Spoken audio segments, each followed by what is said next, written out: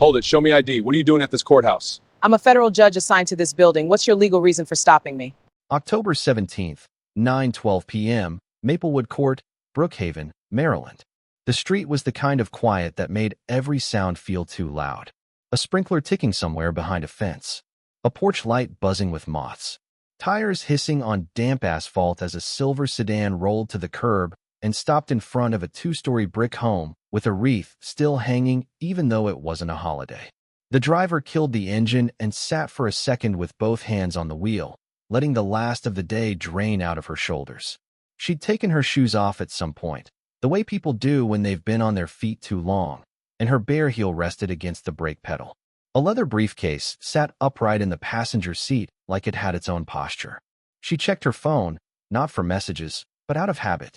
One missed call from a private number. A calendar reminder for tomorrow morning. Her gaze flicked up at the house. Her house. And for a moment, it was just that. Home. The only place in her week where her voice didn't have to be steel. She opened the door and stepped into the wet cold. A dark coat. Hairpin back. A simple gold band on her left hand. She reached into the back seat for a paper bag that smelled faintly of takeout and ginger, then shut the door with a careful push, the kind you do when you don't want to wake anyone. Halfway to the front steps, she heard it. A car door slam hard. Not hers. She stopped, turning her head toward the sound. Across the street, headlights flared as an SUV angled into view, black and white. The word police stenciled down the side in reflective letters. It didn't pull up and idle like a patrol car passing through. It stopped with intention, nose pointed at her, as if she were something it needed to pin down. The light bar stayed dark. No siren. Just the engine rumbling low and the driver's door opening again, this time with the weight of someone who wanted to be seen. A man stepped out. Mid-30s. Stocky build under a tactical vest. A flashlight already in his hand like it belonged there. He didn't call out a greeting. He didn't ask a question. He lit her up first, the beam snapping onto her face, then down her coat, her hands, the bag, the briefcase, her feet. "Hey," he said. Not loud. Sharp. Like a hook. "Stop right there." She didn't move. She didn't run. She didn't argue. She simply stood still on her own walkway and lifted her chin against the light. "Can I help you?" she asked. The officer took 2 steps closer without answering. The beam stayed fixed on her like a pointer marking evidence. "Where you coming from?" he demanded. "Work." Her voice was calm, but there was an edge of fatigue in it. "I live here." He glanced past her, toward the front door, then back to her face. His eyes didn't settle on the house the way someone's would if they believed her. They settled on her as if the house was irrelevant.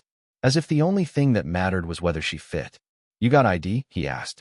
She shifted the bag in her left hand, keeping her right hand visible. "Yes." "Get it." There was no please. No explanation. No reason offered. Just an order with the assumption of compliance. She hesitated for a fraction of a second, not defiance, calculation. The sidewalk felt suddenly exposed. The neighborhood felt suddenly like a stage, every window a dark lens. "I'm on my property," she said. "Why are you?" "Get your ID," he cut in, voice tightening. "Now." She reached slowly into her coat pocket and pulled out a wallet. Not fast. Not dramatic. Slow enough that no one could honestly claim they feared her hands.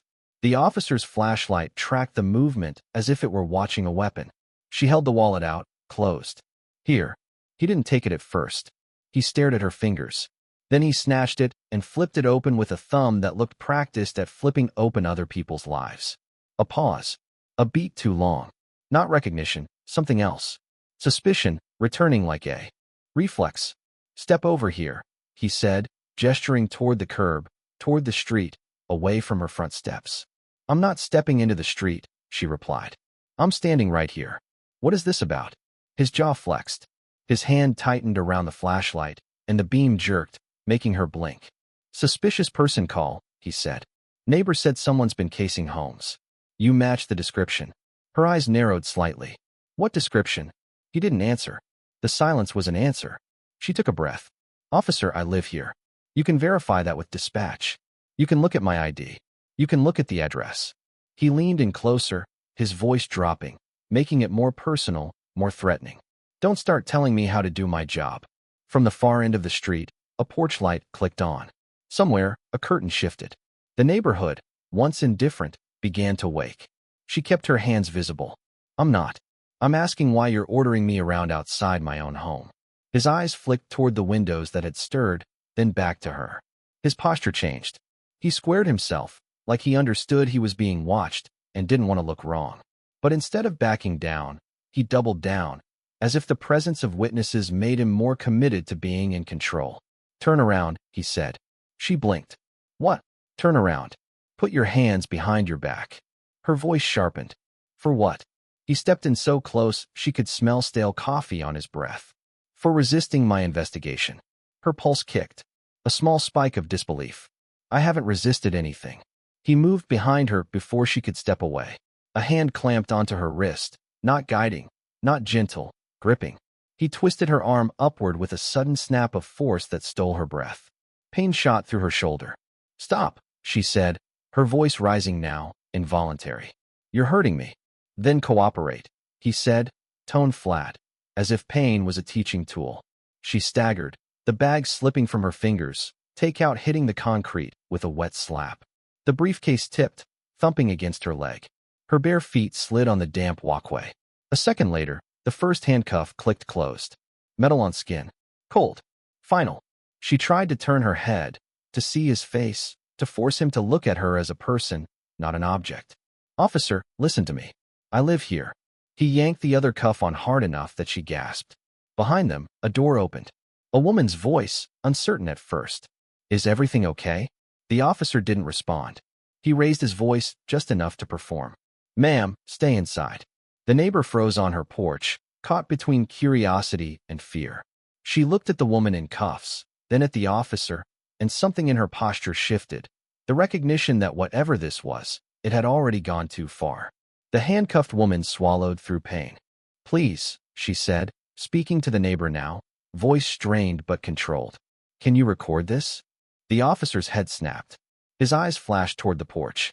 Inside, he barked again. Louder. Commanding. The neighbor's hand drifted toward her phone anyway. Not bold. Not defiant. Just instinct. The officer turned back to his detainee, and his voice dropped to something colder. You're going to make this hard on yourself. She stared straight ahead at her own front door, only a few feet away, and felt the absurdity of it. Home was right there. Safety was right there. But metal and authority had put her on the wrong side of her own threshold. He guided, no, shoved, her down the walkway toward the street. Her bare feet met the curb. Cold seeped up through bone. Another set of headlights appeared at the corner. A second patrol car rolled in, slower, cautious, as if arriving at a scene already tense. It parked behind the first. A younger officer got out, eyes scanning. He looked from the handcuffed woman to the first officer, reading the situation the way cops are trained to read it. Who's in control? Who's supposed to be quiet? What VU we got? The younger one asked. Suspicious subject, the first officer said. Refused commands. Possible burglary. The words hit like a slap because they were spoken so easily, like they were being chosen off a menu. The woman's voice cut through. That's not true. I live here. My ID has my address. The younger officer hesitated, glancing at the wallet now in the first officer's hand. The first officer didn't hand it over. He didn't show it. He pocketed it instead, a small movement that stole her proof and made her suddenly dependent on his narrative. We'll figure it out downtown, he said. Her stomach dropped. No, she said, immediate. No, you can verify it right now. Call dispatch. Knock on my door. Check the registration in my car. The first officer's gaze flicked to her sedan sitting in the driveway. Then, deliberately, he walked toward it. Her heart thumped harder. Don't touch my car. He ignored her, shining the flashlight through the windows, circling it slowly like a predator taking its time. The younger officer shifted uncomfortably. Sarge, shut up, the first officer snapped without looking back. He tried the door handle. Locked. He looked back at the woman, eyes narrowing. Keys. I'm not giving you my keys, she said. You don't have consent. He walked back to her, stopping close enough that his vest brushed her coat. You think you get to decide consent right now? She met his eyes. Yes, I do. A beat of silence. Then his hand went to his belt, not to a gun, but to the black device clipped near his hip. He held it up where she could see it. Last chance, he said. Keys. The neighbor's porch light across the street brightened, like the house itself was leaning forward to see. The woman's voice didn't shake. "You are making a serious mistake." That was the moment the officer's face changed. Not fear, not doubt. Anger. The kind of anger that comes from being challenged by someone he believed shouldn't challenge him. He stepped behind her and shoved her forward toward the hood of the patrol SUV. Her stomach hit metal. Cold, hard impact. Her cheek pressed against paint. The cuffs bit into her wrists. She heard him key his radio. "Dispatch, start me a tow. Potential burglary vehicle." "No," she said, voice muffled against the hood. "Stop. You can't." He leaned down, close to her ear, and spoke softly enough that only she could hear. "Watch how fast you become nobody." Then he did something small and quick. His hand went to his chest, near where his body camera sat. A click. A tiny sound. The kind of sound that doesn't matter in most moments. But in this one, it was everything. Because when he stepped back, his camera's little blinking light was gone. He didn't announce it. He didn't say he was turning it off. He simply removed the record of what came next and left only her memory to fight his report.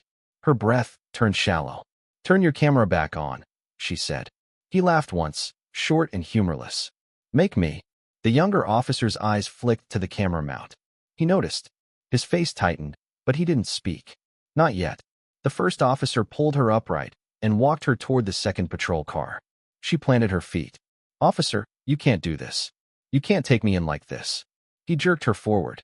"Stop resisting." "I'm not resisting." Her voice cracked louder now, breaking through the quiet street.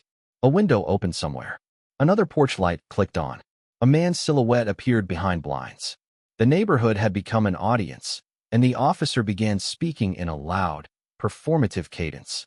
"Subject is actively resisting," he announced to no one in particular, as if narrating for a report that wasn't being recorded. He pushed her down into the back seat. Her bare feet scraped the door frame. Her knee hit the metal latch. She gasped. The door slammed. From inside the cruiser, the world looked warped through plexiglass. Lights outside looked too bright. Faces looked distant and distorted. The smell inside was old sweat and disinfectant, the ghost of 100 other people processed through the same cage. Through the glass, she watched the officer walk back to her driveway. She watched him go to her sedan again, and she watched him reach into his pocket and pull out her wallet. He opened it and held it under his flashlight. Even from inside the cruiser, she could see his posture change. Not the change of a man who discovered he was wrong and needed to stop. The change of a man who discovered exactly who she was and understood what it would cost him. He snapped the wallet shut and looked up, scanning the street like someone calculating angles. Then he walked to his SUV and opened the driver's door. He leaned in, grabbed something from the center console, and turned back toward her car. In the dim light, it was hard to see what it was. But the younger officer saw it. He stiffened. His mouth opened slightly, then closed again. The first officer disappeared behind the sedan for a moment. Then he reappeared, raising his voice again, performative. "Found pry tools in the vehicle." Inside the cruiser, she went still. A cold quiet spread through her chest. Not fear anymore. Something cleaner. Realization. He was planting evidence. She leaned forward as far as the cuffs allowed and shouted through the barrier. "That's not mine. He's lying. He's planting something." The officer didn't look at her. He didn't have to. His story was already forming, already hardening into paperwork, already slipping into the machinery that turns accusations into charges. The younger officer finally stepped closer to him. "Sarge," he said low. "Her ID says that's her address. That's her house." The first officer's head snapped toward him. His eyes were pure threat. "You want to keep your job?" The younger officer swallowed.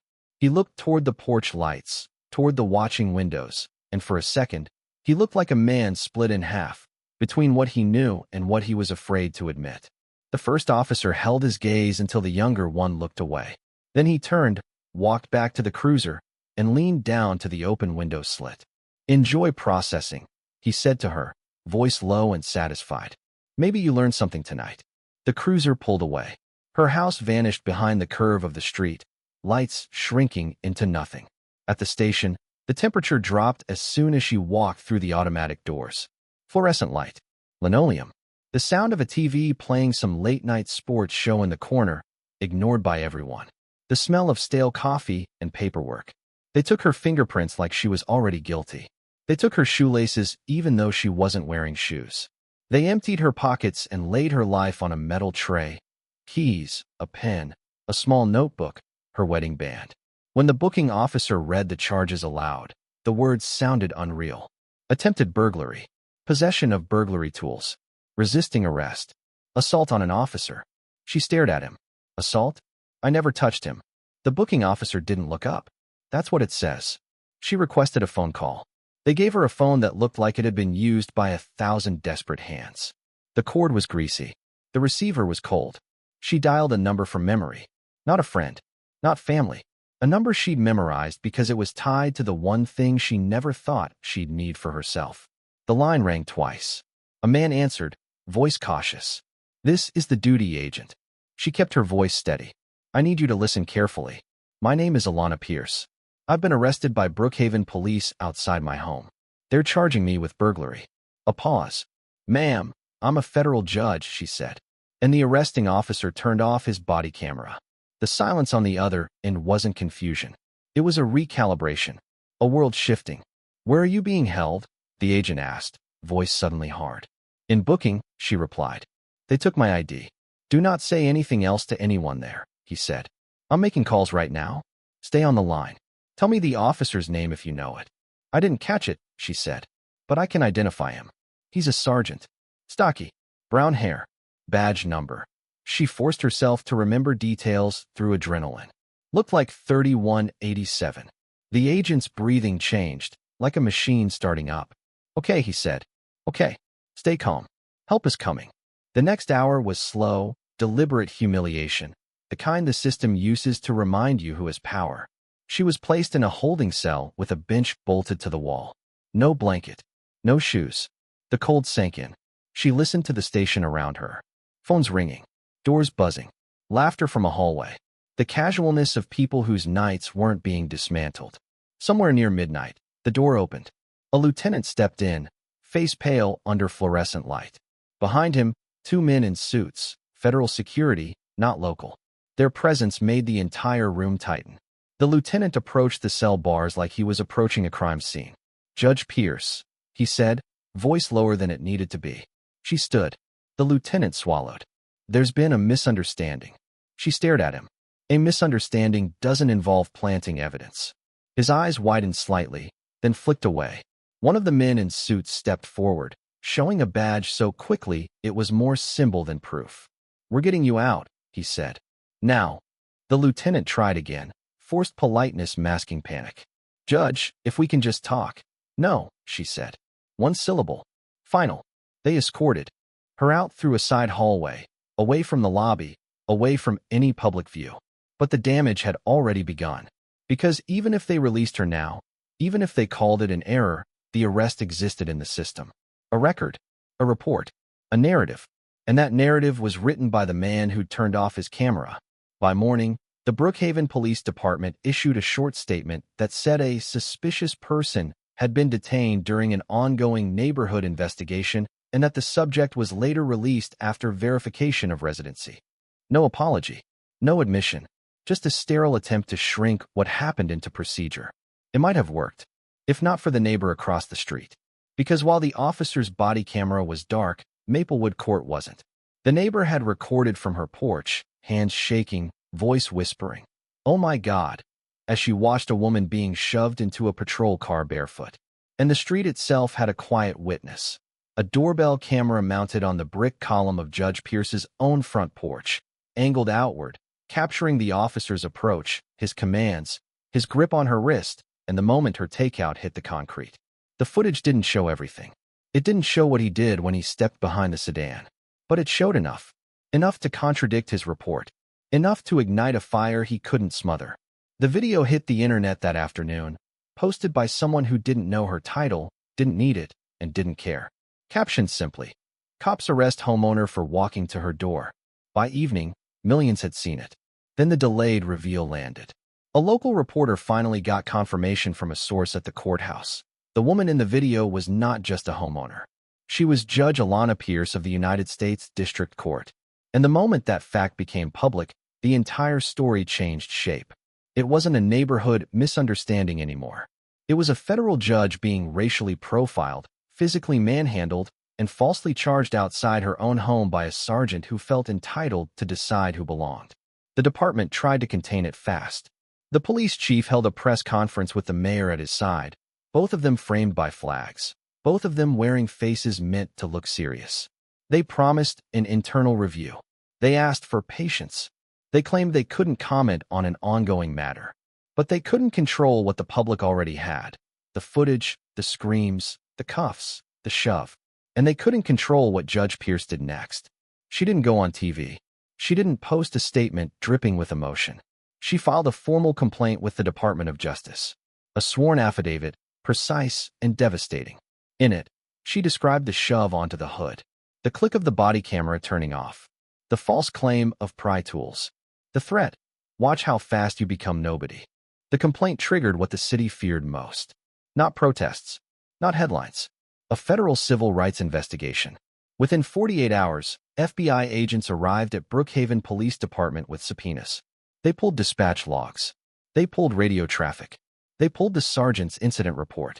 And when they read it, the first lie was obvious. The report claimed Judge Pierce matched the description of a burglary suspect. But the 911 call, obtained from dispatch, didn't describe a suspect at all. It described a feeling. A neighbor had called to report a black woman walking around and said she didn't recognize her. That was it. No crime reported. No tools. No forced doors. Just a person existing in a place someone didn't want her to exist. That was the first irreversible crack. Because now the department couldn't hide behind procedure. The call itself was profiling, and the response was escalation. Agents interviewed witnesses door to door along Maplewood Court. People who'd watched through windows suddenly had to answer a question under federal badge. What did you see? What did you hear? Some tried to hedge. Some tried to say they didn't want trouble. But one witness, the younger officer, was backed into a corner he couldn't sidestep. He was brought in, placed in a small room, and shown the porch camera footage. They paused it on the moment the sergeant's body camera light went dark. The agent leaned forward. Why did he turn it off? The younger officer swallowed. His eyes were red-rimmed, like he hadn't slept since the video went viral. I don't know, he said. The agent didn't blink. Yes, you do. Silence. Then, quietly, the younger officer said it. He said he didn't want this kind of thing on his camera. What kind of thing? The agent asked. The younger officer stared at the table like the wood grain could save him. A complaint, he whispered. A lawsuit. The agent slid another document forward. The sergeant's report, where he'd written that the subject lunged and struck him with an elbow. The agent's voice was calm, almost gentle, which made it worse. Did she strike him? The younger officer closed his eyes for a second. When he opened them, something inside him had broken loose. No, he said. She didn't touch him. That was the moment the case stopped being about a bad stop. It became about intentional deprivation of rights under color of law. About false arrest. About falsifying a report to justify force. About planting evidence to manufacture guilt. Agents obtained the streetlight camera footage at the corner of Maplewood Court and Ridge Avenue. It captured the patrol SUV's position. It captured the sergeant moving between his vehicle and Judge Pierce's sedan. It captured his hand disappearing into his pocket, then into the sedan's open door. And when they recovered the so-called pry tools from evidence, forensic technicians found something the sergeant couldn't explain. No fingerprints from Judge Pierce. Only his. The department scrambled. They placed the sergeant on administrative leave, then quietly removed him from the schedule as if he might evaporate if they stopped writing his name. The union issued a statement defending him as an experienced officer targeted by media hysteria. But the evidence didn't care about statements. It stacked. And then the FBI found what made it impossible to call this an isolated incident. A pattern. They pulled the sergeant's stop data.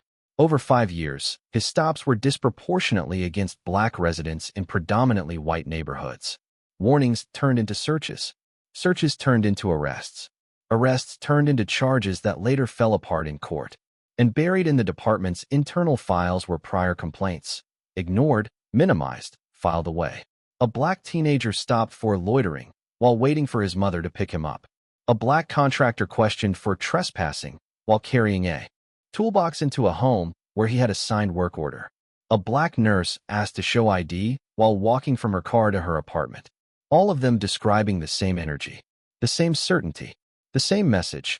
You don't belong here, and I can make that official. When agents seized the sergeant's phone, they found the final piece. A group chat. Not every message was explicit, which is what made it worse. It was normalized, casual, the language of men who believed the uniform made their opinions law. There were jokes about keeping the neighborhood clean. There were memes.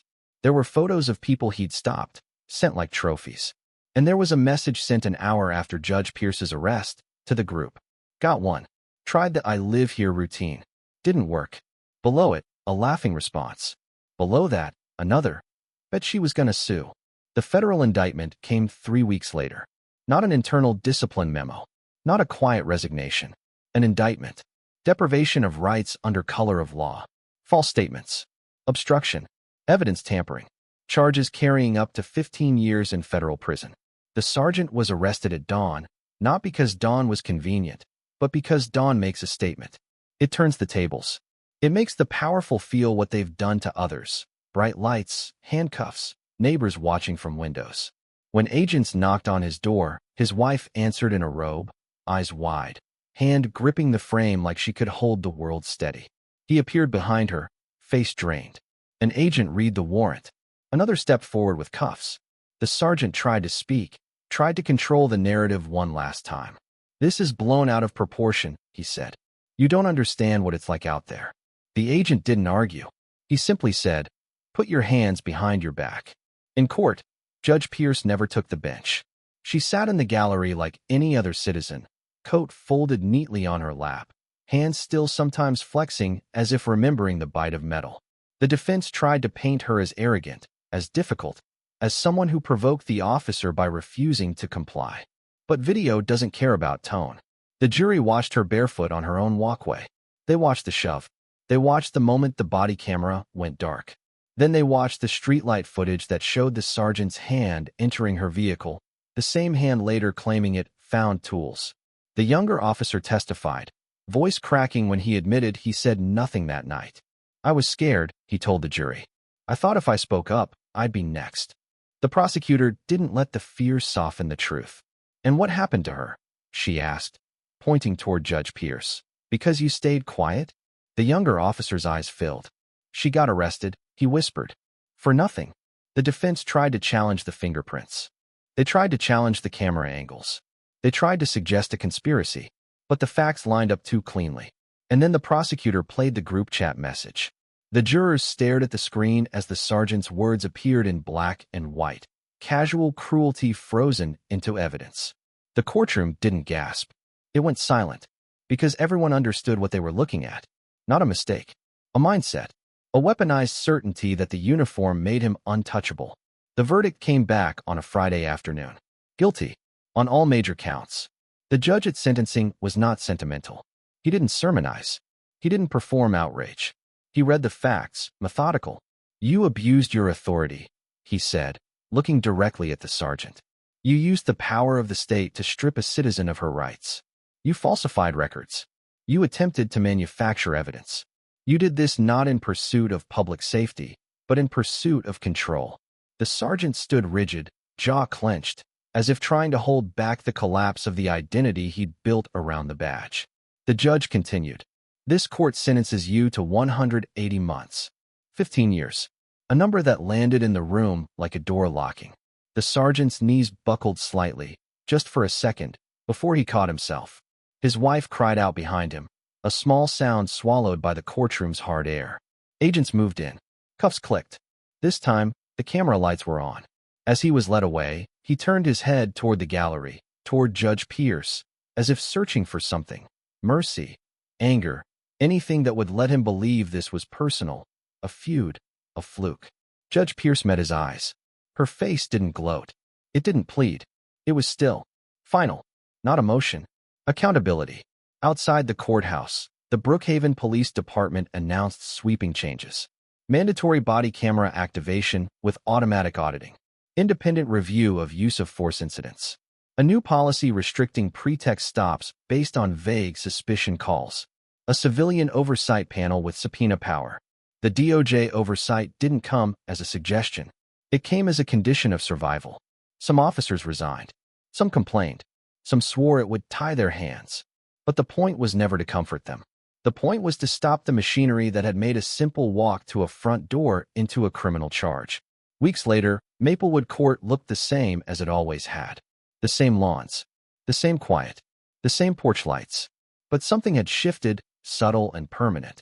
Judge Pierce returned home one evening at almost the same time as the arrest, not because she wanted to relive it, but because she refused to let that moment rewrite her relationship with her own life. She parked in her driveway, stepped out, and this time she wore shoes. The air was cold again. The street was quiet again. Across the way, the neighbor who'd filmed that night stood on her porch with a hesitant expression, as if unsure she had the right to speak. Judge Pierce looked over first. The neighbor's voice was small. "I'm sorry," she said. "I didn't know. I should have done more." Judge Pierce didn't move for a moment. Then she walked up her path, stopping at the edge where the cuffs had first closed around her wrists. "I wasn't saved because of who I am," she said, her voice low and steady. "I was saved because someone recorded what happened." The neighbor's eyes filled. Judge Pierce looked toward her front door, where the doorbell camera sat, silent and watchful. "Next time," she added, "it should be enough that someone is human." She picked up her keys, opened her door, and stepped inside. The porch light stayed on behind her, not as a symbol, not as a flourish, but as a quiet refusal to go dark. If you believe accountability should be the rule, not the exception, subscribe.